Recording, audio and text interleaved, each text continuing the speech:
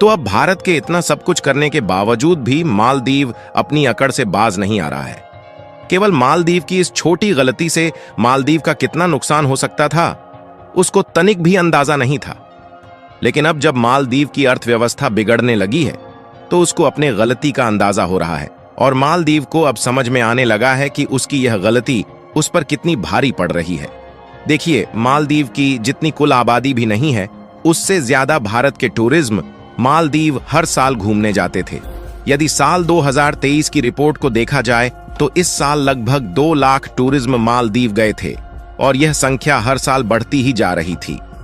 और आप इसी से अंदाजा लगा सकते हैं कि मालदीव की अर्थव्यवस्था किस तरह से हम भारतीयों पर डिपेंडेंट है। और अब भारत की 1.4 बिलियन आबादी एक साथ मालदीव का विरोध करने उतर गई है। यहां तक कि मालदीव जाने के लिए जो एयर टिकट और होटल की बुकिंग थी, भारत के लोगों ने कैंसिल करना शुरू कर दिया है और चारों तरफ सोशल मीडिया पर बॉयकॉट मालदीव का ट्रेंड चल रहा है। और इसी के कारण जब मालदीव को अंदाजा हुआ कि अब किसी भी सूरत में भारतीय लोग मालदीव को किसी भी सेक्टर में फायदा नहीं पहुंचाने वाले हैं, तो फिर मालदीव चीन और तुर्की जैसे देशों से मदद मांगता फिर रहा है। लेकिन चीन किस तरह से मालदीव की मदद करने वाला है, इसका अंदाज इसी बात से लगा सकते हैं कि पूरे वर्ल्ड में चीन की किस तरह इमेज है। यानी कुल मिलाकर मालदीव को भारत की तरह कोई भी देश मदद नहीं कर पाएगा। पूरी खबर क्या है, इस वीडियो में समझते हैं। आगे बढ़ने से पहले भारत जिस तरह से मालदीव को सबक सिखा रहा है, उसके लिए इस वीडियो को एक लाइक और चैनल को सब्सक्राइब जरूर कीजिए। असल में मेन खबर यह है कि जब तक मालदीव के पुराने राष्ट्रपति थे, तब तक भारत और मालदीव का रिलेशन काफी ठीक ठाक था और भारत मालदीव की पूरी तरह से मदद करता था। और अभी भी एक तरह से देखा जाए तो मालदीव भारत का कर्जदार है।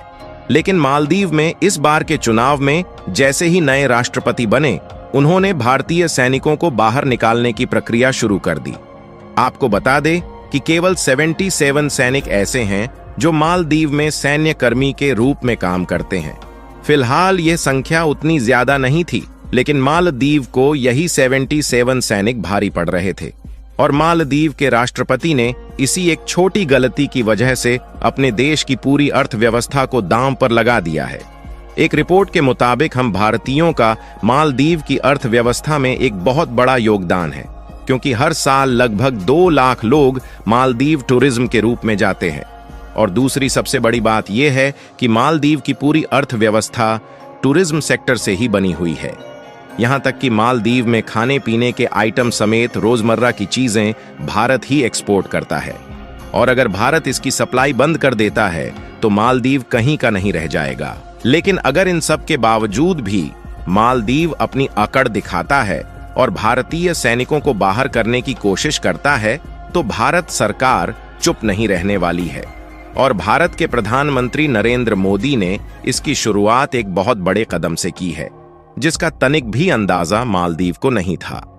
दरअसल हुआ यह है कि कुछ ही दिनों पहले भारत के प्रधानमंत्री नरेंद्र मोदी लक्षद्वीप के दौरे पर टूरिस्ट के रूप में गए थे और प्रधानमंत्री नरेंद्र मोदी जी लक्षद्वीप के सुंदर नजारों का और प्राकृतिक के सौंदर्य का आनंद लेते हुए वहां के नए नए लोगों से मिलते हैं। और भारत के प्रधानमंत्री ने हम भारतीयों को यह संदेश दिया कि जब हमारे भारत में ही इतना सुंदर आइलैंड है जहां पर हम अपनी छुट्टियां बिताने के लिए आ जा सकते हैं।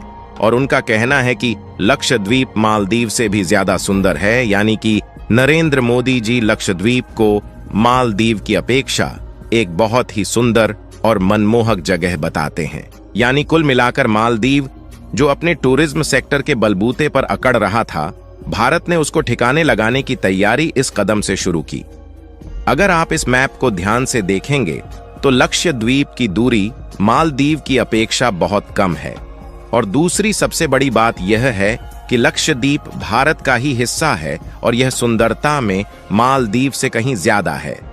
भारत के इसी छोटे कदम की वजह से मालदीव को अपनी औकात समझ में आने लगी, क्योंकि अगर जो भारतीय मालदीव टूरिस्ट के रूप में जाते थे, अब वह लक्षद्वीप जाना पसंद करेंगे और इससे भारत की जीडीपी में भी काफी बड़ा योगदान जाएगा और साथ ही मालदीव की अर्थव्यवस्था पूरी तरह बिगड़ जाएगी। यहां तक कि मालदीव टूर के लिए जो भारत से एयर टिकट और होटल की बुकिंग थी, वह कैंसल होना शुरू हो चुकी है। जिसमें लगभग 2500 एयर टिकट कैंसिल हुए हैं और 18,000 होटल की बुकिंग कैंसिल हो गई है। और भारत ने अभी तो सिर्फ ठिकाने लगाने की तैयारी शुरू ही की है। अगर भारत मालदीव को होने वाले एक्सपोर्ट भी रोक देता है तो मालदीव कहीं का नहीं बचने वाला है। अगर आप इस मैप को ध्यान से देखेंगे तो भारत ही एक ऐसा देश है जो मालदीव के सबसे ज्यादा नजदीक है। यदि किसी भी इमरजेंसी मदद की जरूरत मालदीव को पड़ती है तो केवल भारत ही एक ऐसा देश है जो सबसे पहले मालदीव को मदद पहुंचा सकता है। हालांकि श्रीलंका की भी दूरी थोड़ा नजदीक है, लेकिन भारत की अपेक्षा कहीं ज्यादा है और श्रीलंका भी इतना पावरफुल नहीं है कि वह मालदीव की मदद कर सके और उसके रिलेशन भी मालदीव से इतने भी अच्छे नहीं है। अगर मालदीव चीन और तुर्की जैसे देशों से मदद की गुहार लगाता भी है तो यह देश वैसे भी मालदीव की मदद नहीं करने वाला है। अगर मालदीव खाने पीने के प्रोडक्ट चीन से इंपोर्ट करने के बारे में सोचता है तो उसकी ट्रांसपोर्टेशन कॉस्ट काफी ज्यादा बढ़ जाएगी।